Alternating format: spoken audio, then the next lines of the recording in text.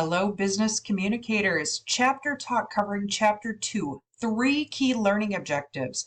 Identify the 5 steps in the communication process. That's number 1. Number 2, we're going to talk business writing techniques. And then thirdly, improve tone and clarity of the message. Okay, so let's do it. Our first objective is to identify the 5 steps in the communications process. So here's the good news, folks. You have been communicating since literally the moment of your birth. You've been taking in information and giving information. So this model just looks at the communication process in segments. What is happening on 5 different platforms? So let's break this down. Okay, and I will use the situation right now of me speaking to you. We have a sender. Okay, in this situation, I am the sender sending out the message. My job then is to encode. So I am taking the learning material and attempting to teach it. So I'm encoding it, I'm packaging it, I'm breaking it down with words and visuals. That then becomes the message. Now the channel we are using today to send the message is my voice, screencast-o-matic recording, and then of course the PowerPoint you see in front of you. Now let's jump ahead first to the receiver. This is you all listening to the chapter talk. So I said earlier, my job is to encode, right? To send that message in a way that you can understand. Now your job is to decode. That is to understand the key meaning and purpose of the message.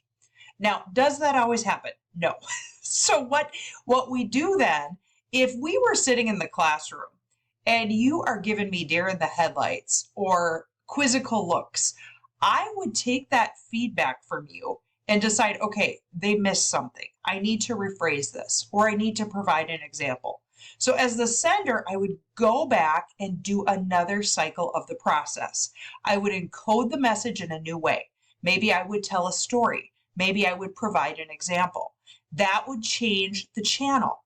Now I would look to your feedback to tell me if you are decoding. So maybe I see heads nodding. Maybe I hear, oh, I get it. Maybe somebody asks a question and says, okay, so is it like this? All that feedback is telling me that the receiver was able to decode. Okay, so in a perfect world, the sender encodes flawlessly. The receiver is able to decode and understand. But the world we live in, it doesn't always happen that way. There is this thing called noise that gets in the way. And that could be external noise, that could be physical noise, that could be internal noise, exhaustive stress, fatigue, hunger.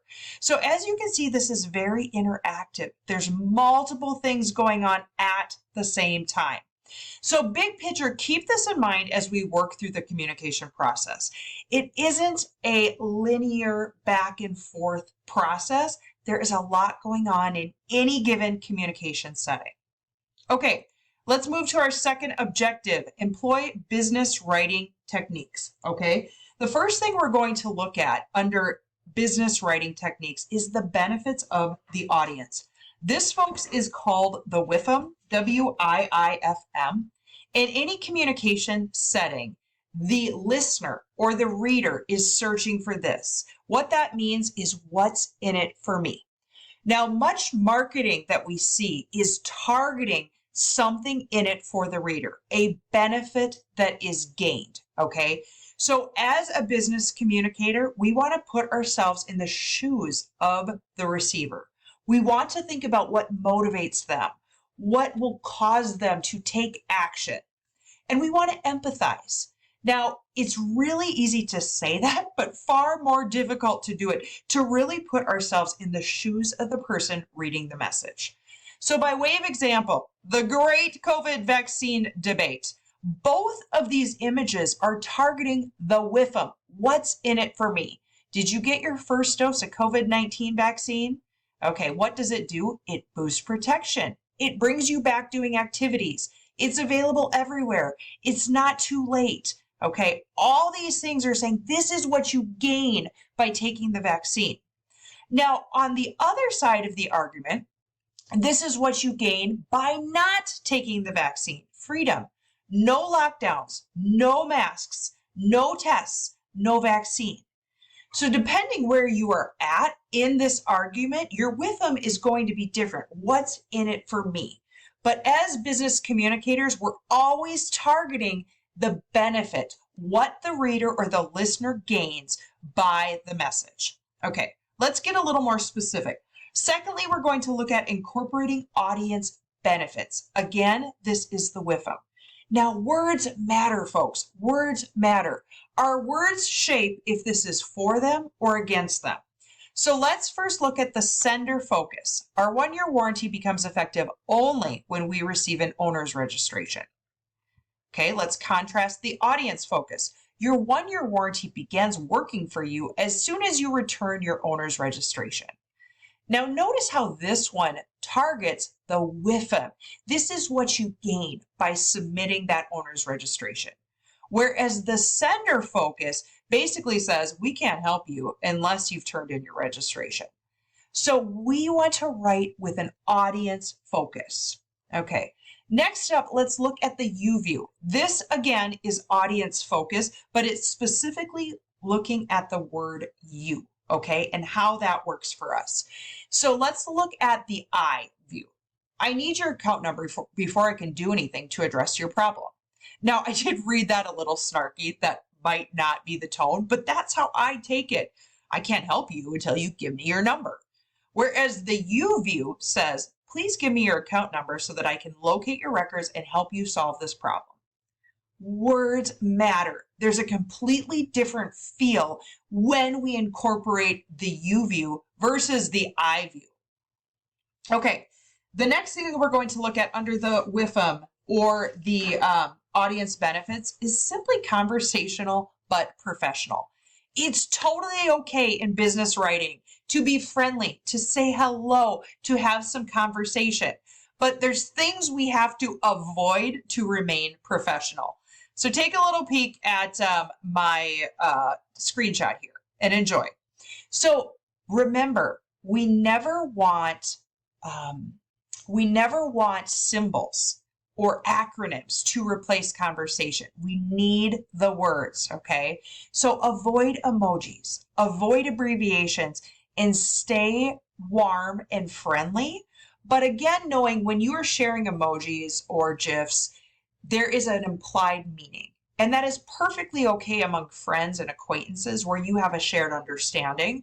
But when you cross over into business communication, we can't assume that that acronym or that emoji is going to mean what you intend it to mean.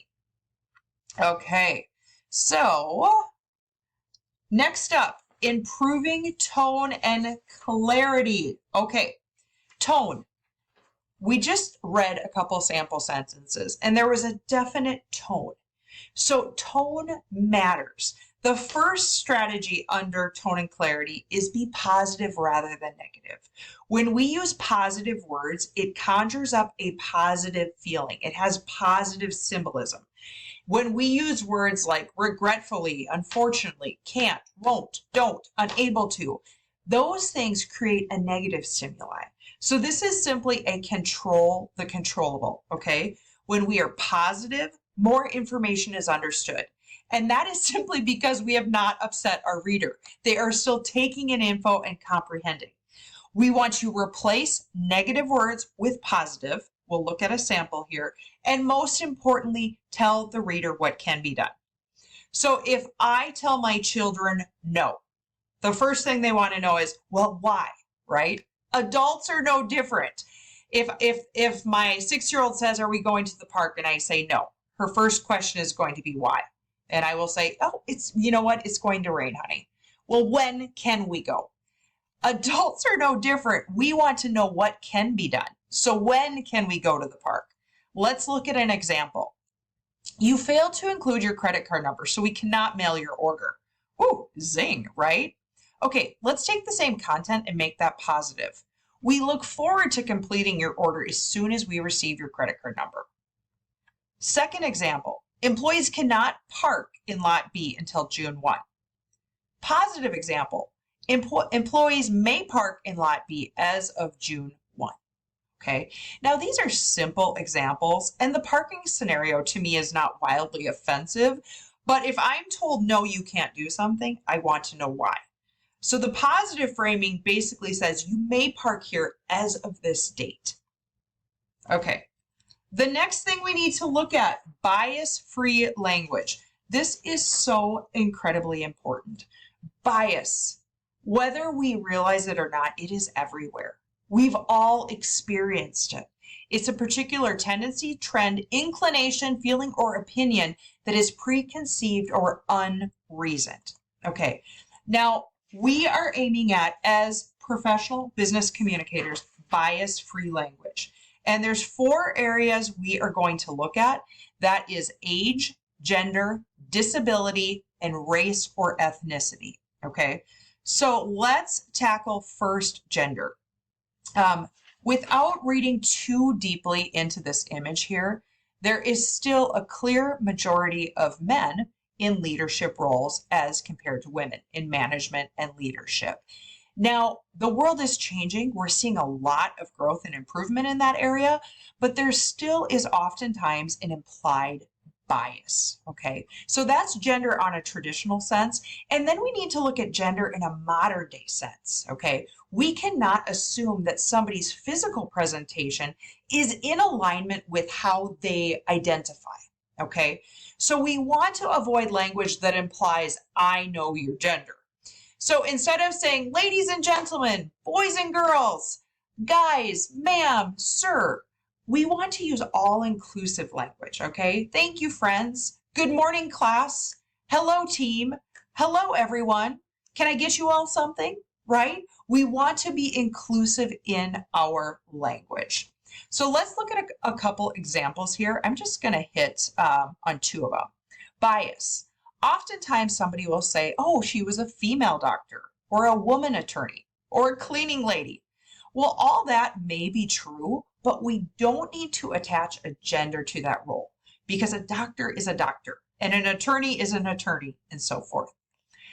The next one I want to look at is on the bottom here, businessman, salesman. This is one that is commonly used. Instead of attaching a male gender to that, business person, sales rep, sales team. Okay, next up, we need to look at race and ethnicity. Okay, so this chart to me is staggering. This comes from a 2019 survey, and it indicates that over 50% of people of color have personally experienced discrimination because of their race or ethnicity. Now, I don't have time to go through each of these, but all of these things down here point to bias. And there's just simply no place for that in the workforce. So let's think about our words. Again, words matter. My son actually sees I'm sorry, I'm blanking on the word here, an endocrinologist who is from India. And it was referred to me that, oh, we have this great Indian endocrinologist. Well, at the end of the day, he is an endocrinologist, right? So instead of saying an Indian doctor or an Indian accountant, we can just simply say an accountant, a doctor, okay? James Lee, an African-American, applied. Okay, again, the African-American piece is unnecessary. James Lee applied. Next up, we have to look at age. 1 in 5 workers report age discrimination if they're over 55. Wow.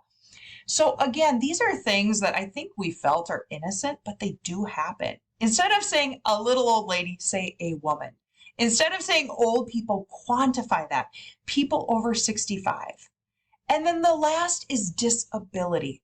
Whenever we're addressing disability, we want to be person first. They are a person with said disability, not identity first, a disabled person, a blind person.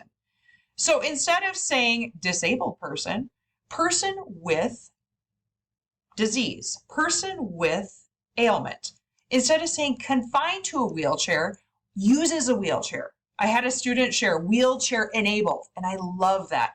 Again, person first.